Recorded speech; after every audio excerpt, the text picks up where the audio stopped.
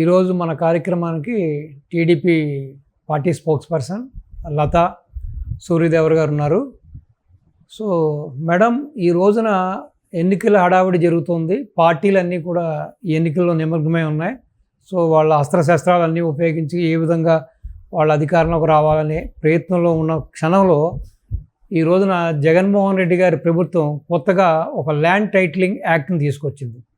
So దీని యొక్క దురుద్దేశం అనండి, దీని ముఖ్య ఉద్దేశం అనండి, గత ప్రభుత్వం ఈ 5 ఏళ్ళ నుంచి కూడా బటన్ నొక్కుతున్నాం అని చెప్పి ప్రజా ఆకర్షణ పథకాలు చేస్తున్నాం అని చెప్పి కేవలం అప్పులు తీసుకొచ్చి పంచడమే జరుగుతుంది. అది పరాకాష్ఠకు చేరింది.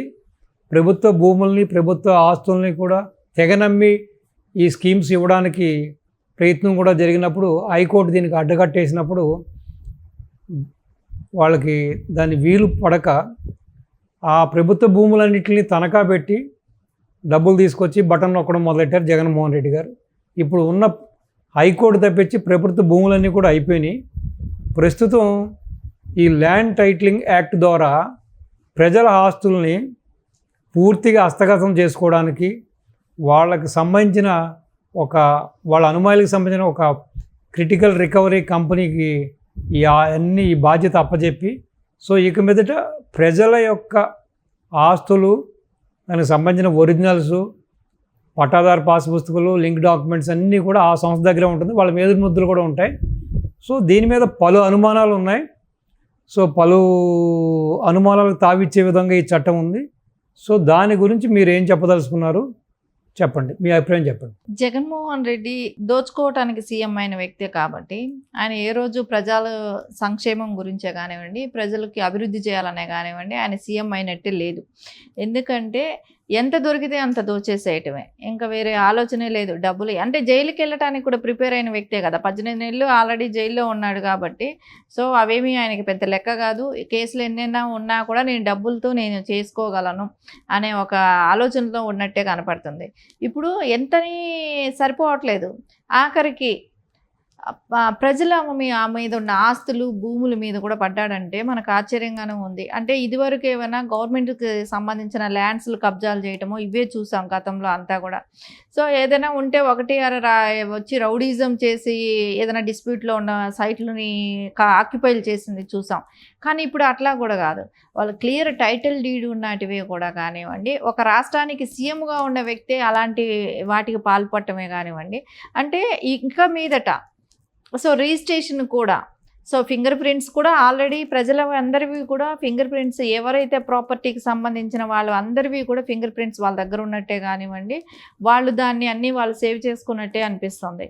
ఇప్పుడు మనం ఏదైనా ఒక రిజిస్ట్రేషన్ డాక్యుమెంట్ చూస్తే ఇది వరకు అంటే గతం 1 నెల క్రితం వరకు కూడా సో అది జగన్మోహన్ రెడ్డి ఫోటో అనేది ఆస్తి డాక్యుమెంట్స్ పైన ఆయన ఫొటోస్ అనేది ముద్రించడం జరిగింది.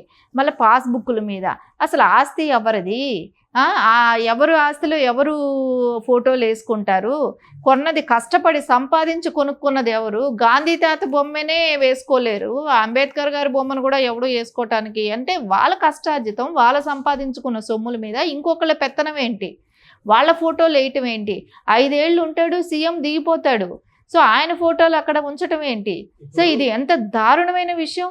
ప్రజల ఆస్తుల మీద వీళ్ళ ఫోటోలు వేసుకోవటం, వీళ్ళు పబ్లిసిటీ చేసుకోవటం, రేపు పొద్దున ఆస్తి నాది అనే అవకాశం ఉంది.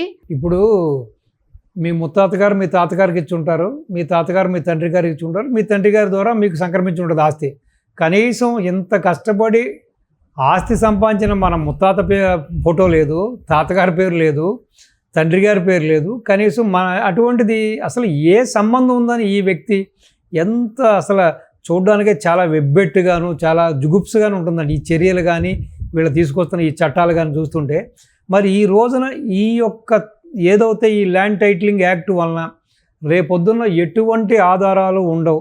ఈవెన్ క్లీన్ టైటిల్ ఉన్న ఆస్తులను కూడా డిస్ప్యూట్గా మార్చి, సో ఇవాళ ఒక ప్లేస్లో ఇంకొక వ్యక్తి, ఇంకొక ప్లేస్లో ఇంకొక వ్యక్తి, ఇలాగ ఈ టైటిల్ని, ఈ ఆస్తిని కొనుక్కున్నట్టుగా కూడా చూపించి, సో వాళ్ళు బ్లాక్మెయిల్ చేసి కూడా మన ఆస్తుల్ని లాక్కోవడం చేయొచ్చు, ఆస్తుల్ని లోబర్చుకోవచ్చు చేయొచ్చు అని చెబుతున్నారు. సో రేపొద్దున ఇంత కష్టపడి సంపాదించుకున్న ఆస్తులకి ఎవరు జవాబుదారీ, దీనికి సెక్యూరిటీ ఎక్కడ ఉంటుంది? మరి ఈ విధంగా ఇటువంటి చర్యలకు పాల్పడుతున్నప్పుడు రేపొద్దున ఈ ఆస్తులన్నింటినీ కూడా తనఖా పెట్టేసేసి మరి ఆయన ఖచ్చితంగా అదే జరుగుతుంది. ఎందుకంటే మనం చూసాం సెక్రటరియట్ కూడా తాకట్టు పెట్టాడు. సో గవర్నమెంట్ ఇవన్నీ కూడా తాకట్లు పెట్టడం జరిగిపోయినాయి. ఎందుకంటే గవర్నమెంట్దే ఆయనకి సంబంధం లేదు. ఆయన ఇంట్లో అయినా తాకట్టు పెట్టుకోవచ్చు. అట్లా కావాలనుకుంటే ఆయన తాడేపల్లి కొంప ఉంది, దాన్ని పెట్టుకోమని చెప్పండి. అంతేగాని సెక్రటరియట్ వాళ్ళ బాబు ఏమైనా రాజశేఖర రెడ్డి గారు ఏమైనా రాసిచ్చిపోయాడా ఆయనకి తాకట్టు పెట్టడానికి? ఈ ప్రజల ఆస్తిని ఏమైనా వాళ్ళ తాత రాజారెడ్డి ఏమైనా రాసిచ్చి వెళ్ళాడా తాకట్టు పెట్టుకోవటం? ఎంత దారుణమైన విషయం! ఇట్లా ఎవరైనా ప్రజల ఆస్తులను కూడా తాకట్టు పెట్టడానికి రెడీ అయిపోయాడంటే ఇప్పుడు అంటే రిజిస్ట్రేషన్ జరిగేదానికి ఫింగర్ ప్రింట్స్ కూడా అవసరం లేదంట. ఇంకా నెక్స్ట్ ఇది వరకు అయితే ఎప్పుడైనా రిజిస్ట్రేషన్స్ అన్నప్పుడు ఫేస్ కూడా స్కాన్ ఉండేది. సో అది స్కాన్ అయిన తర్వాతే మనకు వచ్చేది. కానీ ఇప్పుడు అది కూడా లేదనమాట. మన ఫింగర్ ప్రింట్స్ వాళ్ళే పెట్టేస్తున్నారు. రిజిస్ట్రేషన్ దగ్గర ఎవరైతే అమ్ముతున్నారో ఎవరైతే కొంటున్నారో వాళ్ళ రిజిస్టార్ దగ్గరికి వెళ్తే రిజిస్టార్ దగ్గర సంతకం పెట్టిన పేపర్లు రిజిస్టార్ దగ్గర గవర్నమెంట్ దగ్గర ఉండిపోతాయి. వాళ్ళు మన ఫోన్లకి ఇది పంపుతారంట పత్రాలు. నకళ్ళు పెట్టుకొని అవి పెట్టుకొని ఏం చేసుకుంటారండి? ఏం చేసుకోవటానికి పనికొస్తాయి ఆ పేపర్లు? అంటే అమ్ముకోవటానికి తాకట్టు పెట్టుకోవటానికి వాళ్ళకి రైట్స్ ఉన్నాయి, అంటే జగన్మోహన్ రెడ్డికి రైట్స్ ఉన్నాయి. కానీ ఆస్తి కష్టపడి సంపాదించి కొనుక్కున్న వాళ్ళకి కానివ్వండి వాళ్ళకి రైట్స్ లేవా? ఎంతటి దారుణం! ప్రజల ఆస్తుల మీద వాళ్ళ పెత్తనం ఏంటి? ఇది ఎవరైనా సహించేటట్టు ఉందా? అంటే ఎవరికి వాళ్ళు ఇప్పుడు బిజీగా ఉన్నారు ఎలక్షన్స్లో. కానీ ఈయన చాప కింద నీరులాగా ఈ పని చేయటం ఎంతవరకు కరెక్ట్? చెబుతారు కదా, ఈ దొంగల ప్రవృత్తి అదే కదా. ఇప్పుడు మన పనిలో ఉండగా వాడి పని చేసుకుంటూ ఉంటాడు. రెండోది ఏంటంటే అంతకుముందు ఉన్న విధానం ఏంటంటే రిజిస్ట్రేషన్ పేపరు ప్రజలే కొనుక్కుంటారు. అదే రిజిస్ట్రేషన్ పేపర్లు కొనుక్కుని దస్తావేజులంతా కూడా వాళ్ళే రాయించుకుంటారు. అటువంటిది అంతకుముందు దీనికి సంబంధించిన సమాచారం పూర్తిగా ఒక కేంద్ర సంస్థ చేతిలో ఉండేది, చాలా భద్రంగా పదిలంగా ఉండేది. మరి ఈ రోజున ఒక ప్రైవేటు సంస్థ, అది వీళ్ళకి చాలా సన్నిహితంగా ఉండే వ్యక్తికి సంబంధించిన సంస్థకి, ఒక క్రిటికల్ రికవరీ అనే సంస్థకి దీన్ని అప్పచెప్తున్నారంటే దీనికి భద్రత ఉంటుందంటారా ఈ ఆస్తులకి? ఖచ్చితంగా భద్రత ఉండదు. ఎందుకంటే ప్రజల సొమ్మైన మనం సెక్రటరియట్లు సచివాలయాలు ఇవే తాకట్టు పెట్టిన వ్యక్తికి సో ఇంకా ప్రజల ఆస్తి వాళ్ళ మీద ఉంటే అది ఎట్లా భద్రత ఉంటుంది? అసలు ఫోటో వేసుకోవటం అనేది పెద్ద బ్లెండర్ మిస్టేక్. సరే అది ఎందుకు ఎవరు ఖండించలేకపోతున్నారు? ఇదివరకే దాని మీద ఒక ఉద్యమమే వచ్చుండాలి. ఎందుకు మా ఆస్తుల మీద నీ ఫోటో ఏంటి అనేది ఒక ఉద్యమమే వచ్చుండాలి. కానీ ఎందుకు ఇన్ని రోజులు ఊరుకున్నాము? అది ఊరుకుండబట్టే ఈరోజు ఇంకొకటి కూడా జరుగుతుంది, రేపు ఇంకొకటి జరుగుతుంది.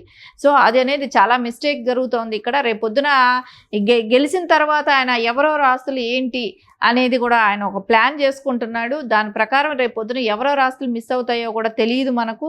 మన ఆస్తులు మన పేరు మీద మనకు ఉన్నాయని మనం అనుకునే లోపలే అవతలాల మీదకు వాళ్ళే మార్చేస్తున్నారు కూడా జరుగుతుంది. దీని అన్నిటికీ కూడా కారణం జగన్మోహన్ రెడ్డి అత్యాశ కానివ్వండి, ఆయన ఇంకా ఎంత సంపాదించాలనుకుంటాడో, ఎంత భూముల్ని ఆయన దాచుకోవాలనుకుంటున్నాడో తెలియట్లేదు. కానీ ఖచ్చితంగా ఇదైతే మటుకు ఖండించాల్సిన అవసరం అయితే ఉంది. దీని మీద ఇలాంటి చర్యలే జరిగితే దీని మీద ఒక పెద్ద ఉద్యమమే స్టార్ట్ అవుతుంది అన్నమాట ఖచ్చితంగా అనిపిస్తుంది. సో దీని ద్వారా మీరు ఆంధ్ర ప్రజానీకానికి మరి ఇంత భయంకరమైన చట్టం, ఇంత ఒక ప్రజల ఆస్తికి సంబంధించిన పత్రాలు కానీ ప్రజల ఆస్తులను కానీ కొట్టేయడానికి ఒక పథకంగా కనిపిస్తుంది. కాబట్టి దీని మూలంగా ప్రజలకు ఏం చెప్పదలుచుకున్నారు? రెండవది, జిరాక్స్ కాపీ మాత్రమే మీకు ఇస్తా అంటున్నారు. ఈ జిరాక్స్ కాపీ మీ దగ్గర ఉంటే రేపొద్దున మీ పిల్లల చదువుల అవసరాలకు కానీ లేకపోతే భవిష్యత్తులో మీ పిల్లల పెళ్ళిళ్ళు చేయాలన్నా మీరు ఆస్తులను ఏదైనా కుదవ పెట్టి లేకపోతే ఈ ఆస్తులను ఎక్కడైనా ఒక ఫైనాన్స్ కంపెనీలో పెట్టి మీ అవసరాలకు ఏదైనా డబ్బు దశకం తీసుకోవడానికి వీలు పడదా?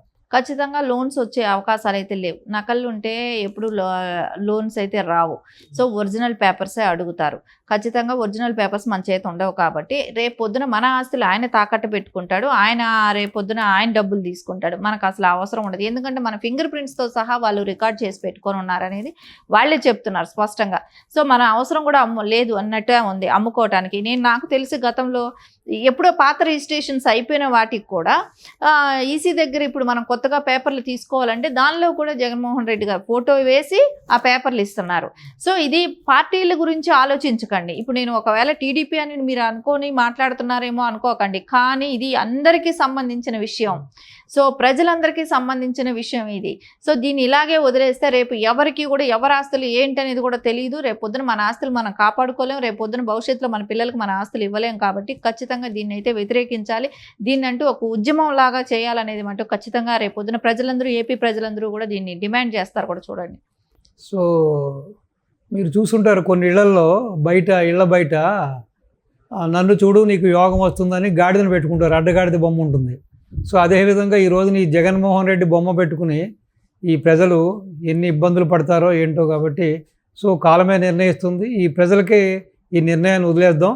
సో ఇటువంటి ఒక నీతిమాలిన చట్టాన్ని తీసుకొచ్చి ప్రజల ఆస్తులను కొట్టేయడానికి సాహసిస్తున్న జగన్మోహన్ రెడ్డిని మళ్ళీ ప్రజలను ఎత్తి మీద పెట్టుకుంటారా, లేకపోతే ఇంతటితో ఇంటికే పరిమితం చేస్తారన్నది వాళ్ళ విజ్ఞతకి వదిలేస్తాం. నమస్తే అమ్మా. నమస్తే.